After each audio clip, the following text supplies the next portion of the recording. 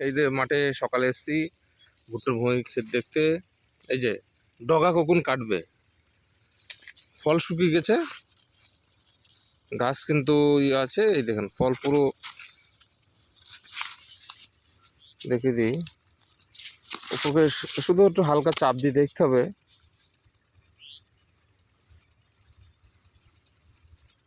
যে ফলগুলো শক্ত হয়েছে কিনা। হ্যাঁ, হয়ে গেছে, অসুবিধা নেই।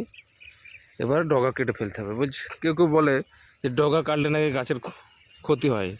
এটা ভুল ধারণা। টাইম আছে, কাঁচা অবস্থায় যদি ডগা কাটা হয় ফুল গাছের ক্ষতি হতে পারে। কারণ এমন টাইমে হয়তো হালকা শুকিয়ে গেছে বা ফলটা কমপ্লিট হয়ে গেছে, সেই টাইমে ভুট্টা আর ডগা না কাটলে গাছ শুকাবে না। এতে আপনার যে ভুট্টা কেটে যে একটা চাষ করব, যে পাট বুনবো, সেটা কিন্তু অনেকটা পিছিয়ে যাবে।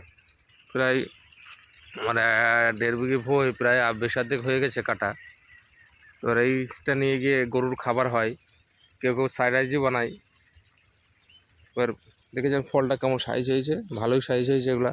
এই যে দুটো হয়েছে, সাইডেরগুলো একটু ফল ভালো, এখানে হাওয়া বাতাসটা ভালো পাই। তাই ভুট্টা একটা লাভজনক চাষ। এবছর যারা করে নেই সামনে বছর চেষ্টা করবে। খুব একটা খরচা নেই, শুধু ফল, মানে ফল গাছে দেখেই আপনার মন জুড়িয়ে যাবে। সকালবেলা আসলাম ধানে জল দিতে, তাই এসে দেখতে খুব ভালো লাগছে ভুট্টার ফলগুলা, সুন্দর গ্রোথ। হয়তো 10 থেকে 12 দিন থাকবে অটোমেটিক, তার আগে ভুট্টা তোলা হয়ে যেতে পারে। কিছু কিছু কাঁচা ফল আছে, মানে সব তো একসাথে পরিপক্ক হয় না, পাকে না। কিছু কিছু কাঁচা আছে, ওগুলো একসাথে হয়ে যাবে। থ্যাংক ইউ ভাই।